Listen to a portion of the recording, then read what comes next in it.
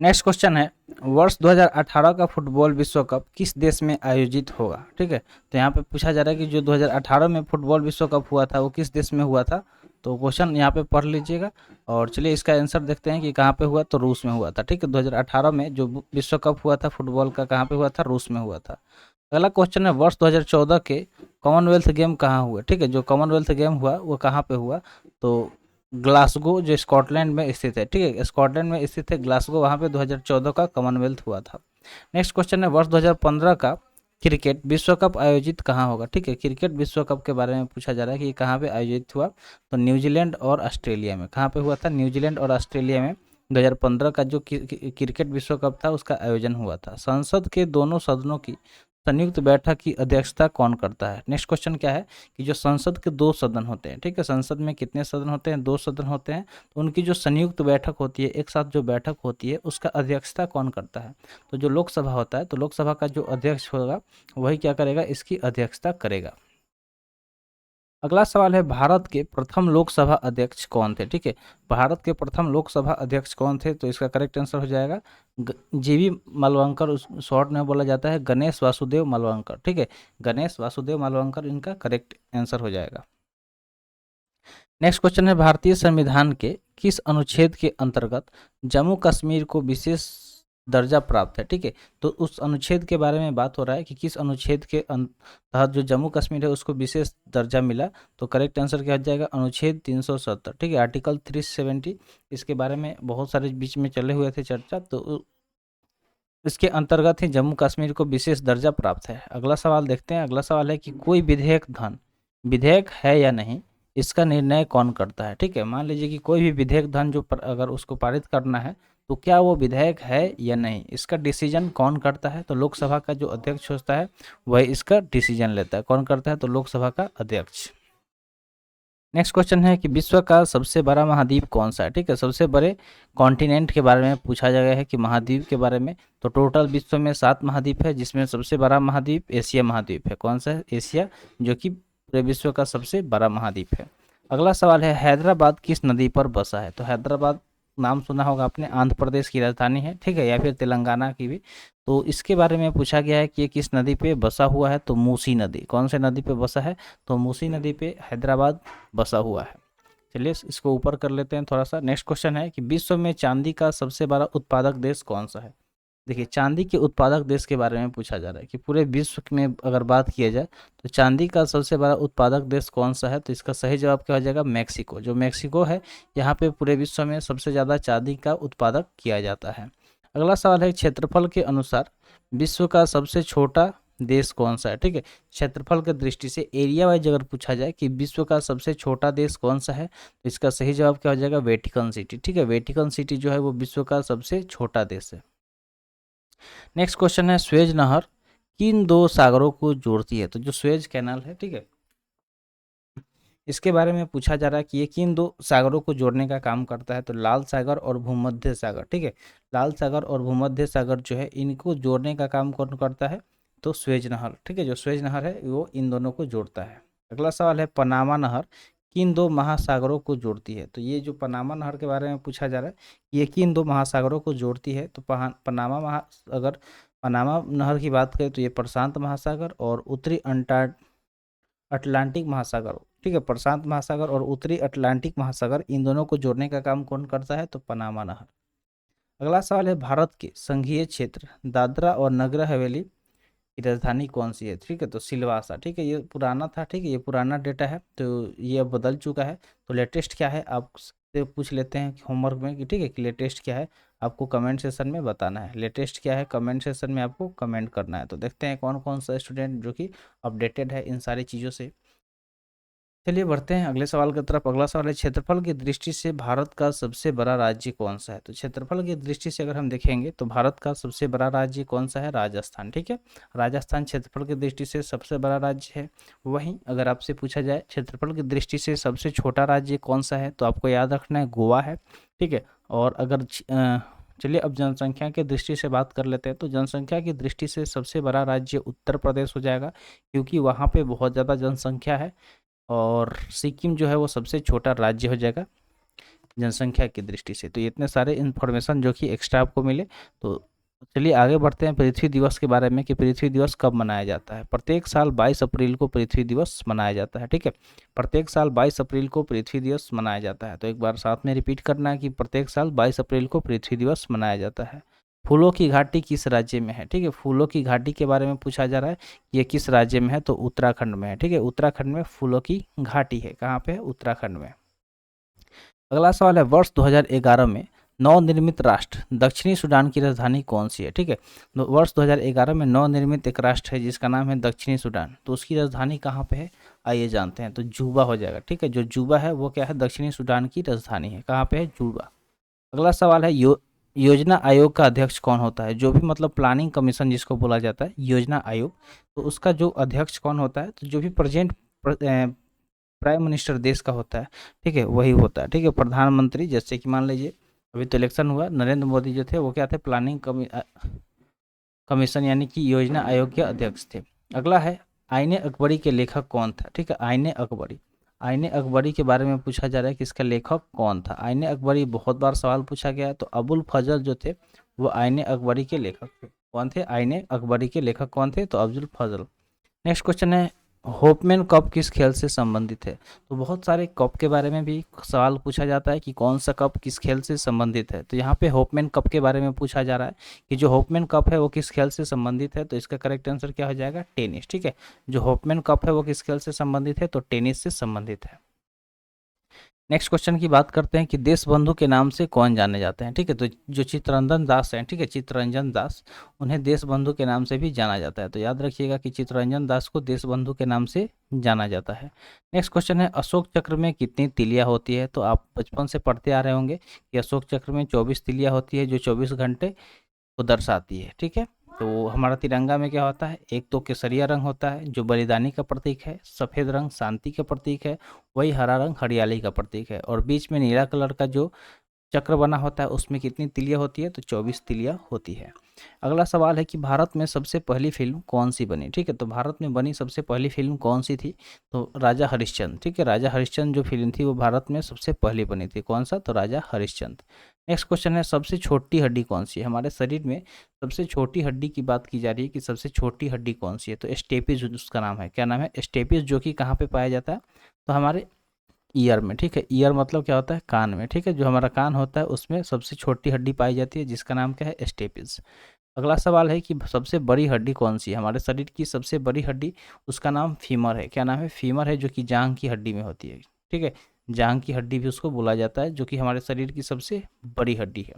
अगला सवाल है, मानव शरीर में कितनी पेशियां हैं, ठीक है। कितनी पेशियां हैं, तो 639, ठीक है। 639 पेशियां टोटल हमारे बॉडी में कितने पेशियां हैं, तो 639 है। अब पूछा जा रहा है आरबीसी, यानी कि जो रेड ब्लड सेल होता है, जो कहाँ पे बनता है, तो हमारे जो अस्थि मज्जा होता है वहाँ पे रेड ब्लड सेल का फॉर्मेशन होता है, यानी कि लाल रक्त कणिका का फॉर्मेशन पूछा जाए तो अस्थि मज्जा, ठीक है, जिसको बोन मैरो बोला जाता है इंग्लिश में, तो वहाँ पे इसका फॉर्मेशन होता है। लेकिन इसके बारे में यहाँ पे ये पूछा जा रहा है कि ये इसका जो जीवन काल है, ठीक है, लाइफ साइकिल कितने दिन का होता है, तो मात्र 120 दिन का होता है। कितने दिन का होता है, 120 दिन का।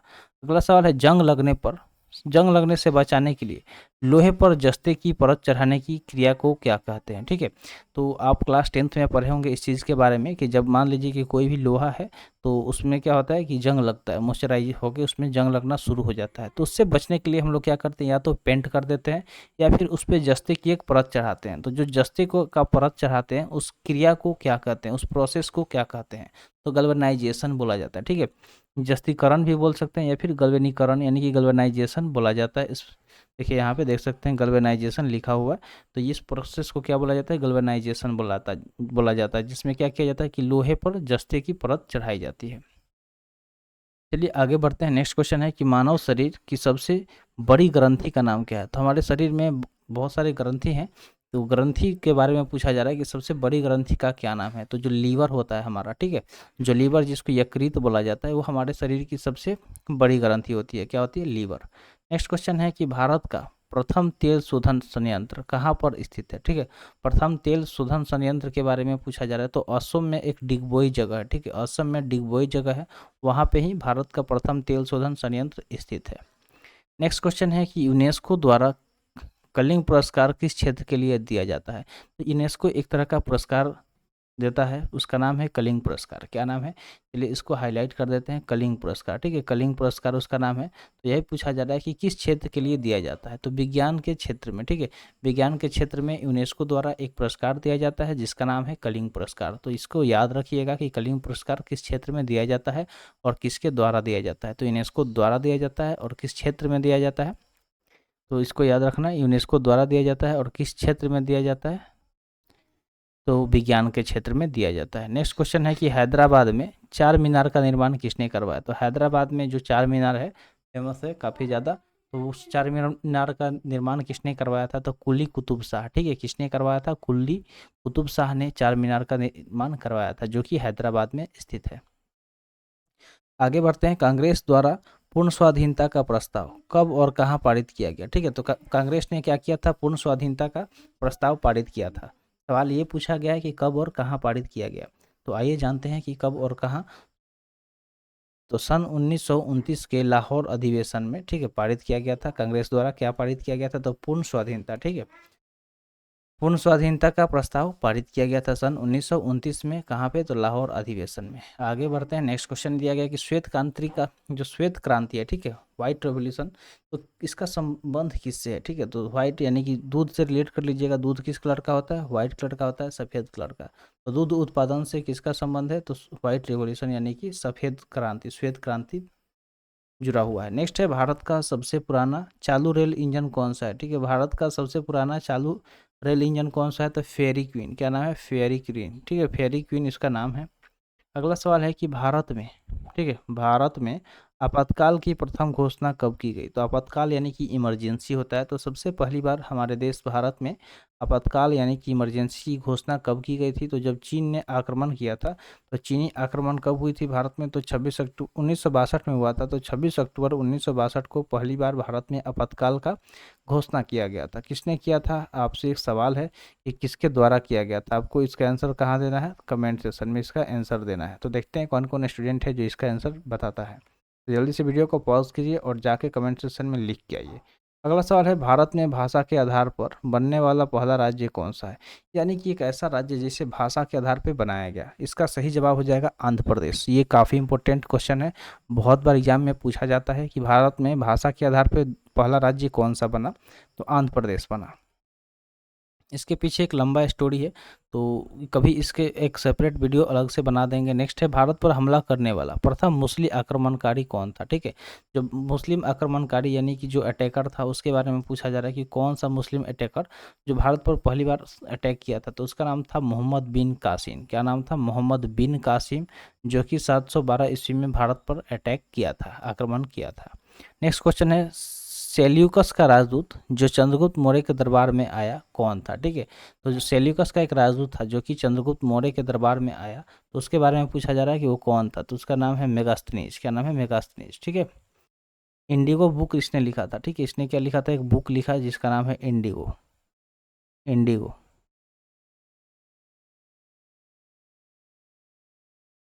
नेक्स्ट क्वेश्चन है, श्रीलंका का पुराना नाम क्या है? श्रीलंका के पुराना नाम के बारे में पूछा जा रहा है कि श्रीलंका का पुराना नाम क्या है। तो श्रीलंका का पुराना नाम सिलोन। क्या नाम है? सिलोन। ठीक है, श्रीलंका का पुराना नाम सिलोन है। नेक्स्ट क्वेश्चन देखते हैं, विटामिन की खोज किसने की? ये साइंस का क्वेश्चन है, तो करेक्ट आंसर इसका फंक हो जाएगा। फंक ने विटामिन की खोज किया था। किसने किया था? फंक ने। स्टेनलेस स्टील किस की मिश्र धातु है? ठीक है, तो स्टेनलेस स्टील जो होता है वो क्या होता है? एक तरह का मिश्र धातु होता है, यानी कि उसको मिक्स करके बनाया जाता है। तो इसमें क्या क्या चीज़ें मिली हुई होती है, चलिए जानते हैं। दिया गया है आयरन। ठीक है, आयरन मिला होता है, उसके अलावा क्रोमियम और निकेल। ठीक है, आयरन, क्रोमियम और निकेल मिलके स्टेनलेस स्टील का निर्माण करती है। नेक्स्ट दिया गया, कांसा किसकी मिश्र धातु होती है? ठीक है, कांसा के बारे में पूछा जा रहा है कि जो कांसा होती है वो किसकी मिश्र धातु होती है। क्या आप जानते हैं कि कांसा जो होता है वो किसका मिश्र धातु होता है? नहीं जानते? चलिए जानते हैं कि जो कांसा होता है वो किसका मिश्र धातु होता है। तो इसका सही जवाब हो जाएगा कॉपर तथा टिन का। ठीक है, कॉपर तथा टिन का मिश्र धातु क्या होता है? कांसा होता है। नेक्स्ट क्वेश्चन दिया गया कि स्वामी विवेकानंद ने शिकागो में हुए धर्म विश्व धर्म सम्मेलन को कब संबोधित किया? ठीक है, तो शिकागो में एक धर्म सम्मेलन हुआ था। क्या हुआ था? शिकागो में क्या हुआ था? एक धर्म सम्मेलन हुआ था। तो उसको किस स्वामी विवेकानंद ने संबोधित किया था? ठीक है, कब किया था? तो 1893 ईस्वी में। ठीक है, 1893 ईस्वी में स्वामी विवेकानंद ने शिकागो में हुए विश्व धर्म सम्मेलन को संबोधित किया था। नेक्स्ट क्वेश्चन है, जलियांवाला बाग हत्याकांड कब हुआ था? तो याद रखना है 13 अप्रैल 1919 ईस्वी को जलियांवाला बाग हत्याकांड हुआ था। कब हुआ था? 13 अप्रैल 1919 को। उस दिन क्या था? बैसाखी पर्व था। अगला सवाल है, पृथ्वी पर उत्तरी गोलार्ध में सबसे बड़ा दिन कब होता है? जो हमारा पृथ्वी है तो उसमें जो नॉर्दर्न हेमिस्फीयर यानी कि उत्तरी गोलार्ध, उसमें सबसे बड़ा दिन कब होता है? तो याद रखिएगा, काफ़ी इंपॉर्टेंट क्वेश्चन है, 21 जून को। ठीक है, ज्योग्राफी का ये काफ़ी इंपॉर्टेंट क्वेश्चन है कि 21 जून को पृथ्वी पर उत्तरी गोलार्ध में सबसे बड़ा दिन होता है। नेक्स्ट क्वेश्चन है, महात्मा बुद्ध ने अपना पहला उपदेश कहाँ दिया था? महात्मा बुद्ध के बारे में पूछा जा रहा है कि सबसे पहला उपदेश कहाँ पे दिया गया था? तो सारनाथ में दिया गया था। कहाँ दिया गया था? सारनाथ में, साइमन कमीशन के बहिष्कार के दौरान। क्वेश्चन है कि साइमन कमीशन का जो बहिष्कार किया जा रहा था उसके दौरान लाठीचार्ज से किस नेता की मृत्यु हो गई थी? तो उसमें लाठीचार्ज किया गया था, जिससे क्या हुआ था कि लाला लाजपत राय का मौत हो गया था। उनको चोट लग गई थी काफ़ी भयंकर, जिस वजह से उनको लाठी की चोट लगने से उनका मौत हो गया था। ठीक है, तो याद रखिएगा, लाला लाजपत राय की मृत्यु हो गई थी किस वजह से? तो साइमन कमीशन का बहिष्कार हो रहा था, उसी बीच में लाठीचार्ज किया गया और उनको चोट लग गई। भारत में निर्मित प्रथम कंप्यूटर का नाम क्या है? ठीक है, भारत में निर्मित प्रथम कंप्यूटर के बारे में पूछा जा रहा है। तो प्रथम कंप्यूटर, ठीक है, सुपर कंप्यूटर अलग हो जाएगा, सिर्फ कंप्यूटर का बात पूछा जा रहा है तो सिद्धार्थ रखिएगा। ठीक है, और प्रथम सुपर कंप्यूटर क्या हो जाएगा? आपसे पूछा गया तो क्या बताइएगा? प्रथम सुपर कंप्यूटर। ठीक है, सुपर कंप्यूटर क्या है? देखते हैं किस किसको पता है कि प्रथम सुपर कंप्यूटर का नाम क्या है। नेक्स्ट क्वेश्चन देख लेते हैं। नेक्स्ट क्वेश्चन क्या है कि गायत्री मंत्र का उल्लेख किस ग्रंथ में है? ठीक है, तो गायत्री मंत्र आपने सुना होगा, ओम भूर्भुवस्सुः तत्सवितुर्वरेण्यं भर्गो देवस्य धीमहि धियो यो नः प्रचोदयात्। ये क्या है? गायत्री मंत्र है। तो इसका उल्लेख किस ग्रंथ में किया गया है? तो करेक्ट आंसर हो जाएगा ऋग्वेद में। कहाँ पे किया गया है? ऋग्वेद में इसका उल्लेख किया गया है। नेक्स्ट क्वेश्चन है, मानव शरीर में पाचन क्रिया अधिकतर किस अंग में संपन्न होती है? तो जो पाचन क्रिया है वो हमारे शरीर के किस अंग में सबसे ज़्यादा संपन्न होती है? तो करेक्ट आंसर क्या हो जाएगा? छोटी आंत, जो कि स्मॉल इंटेस्टाइन है। कहने को तो स्मॉल इंटेस्टाइन है लेकिन ये लंबा होता है। ठीक है, बड़ा होता है, तो ये याद रखिएगा। नेक्स्ट क्वेश्चन यहाँ पे दिया गया है कि अनुवांशिकता के नियमों के प्रतिपादन किसने किया? ठीक है, अनुवांशिकता के नियमों का प्रतिपादन किसने किया? तो ग्रोगर मेंडल ने किया था। ये क्लास 10th में अगर आप ढंग से पढ़े होंगे तो आपको ये चीज़ पता होगा कि जो अनुवांशिकता हेरेडिटी, उसके नियम का प्रतिपादन किसने किया था? तो ग्रोगर मेंडल ने किया था। अगला सवाल है, मानव द्वारा सबसे पहले किस धातु का प्रयोग किया गया? तो जो मानव है सबसे पहले वो किस धातु का प्रयोग किया था, ये सवाल पूछा गया है। तो तांबा, जो तांबा है एक तरह का धातु होता है जिसका प्रयोग मानव द्वारा सबसे पहले किया गया था। बॉल पेन किस सिद्धांत पर काम करता है? तो बॉल पेन आपने देखा है जिसका इस्तेमाल करके आप लिखते हैं, एग्जाम देते हैं, पढ़ते हैं, तो वो किस सिद्धांत पे कार्य करता है? ठीक है, सिद्धांत भी जानना जरूरी है। तो पृष्ठीय तनाव, ठीक है, जिसको हम लोग इंग्लिश में क्या बोलते हैं? तो सरफेस टेंशन। ठीक है, क्या बोलते हैं?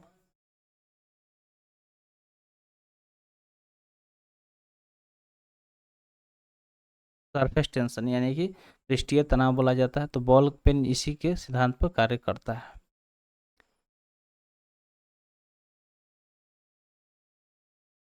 नेक्स्ट क्वेश्चन दिया गया कि रेशम के कीड़े किस वृक्ष की कोमल पत्तियों पर पाले जाते हैं? तो जो रेशम का कीट है, ठीक है, तो उसको पाला जाता है, तो किस वृक्ष की कोमल पत्तियों पर पाला जाता है? तो शहतूत। ठीक है, शहतूत जो होता है उसके पत्तियों पर पाला जाता है कि इसको रेशम के कीड़े को, सिल्क वर्म उसको बोला जाता है। अगला सवाल है कि राजस्थान में खेतरी किसके लिए प्रसिद्ध है? क्या राजस्थान में खेतरी के बारे में पूछा जा रहा है? तो जो तांबे की खान है उसके लिए खेतरी बहुत ज़्यादा प्रसिद्ध है। तो राजस्थान में तांबे की खान खेतरी प्रसिद्ध है। ठीक है, तांबे की खान के लिए जो खेतरी है वो प्रसिद्ध है।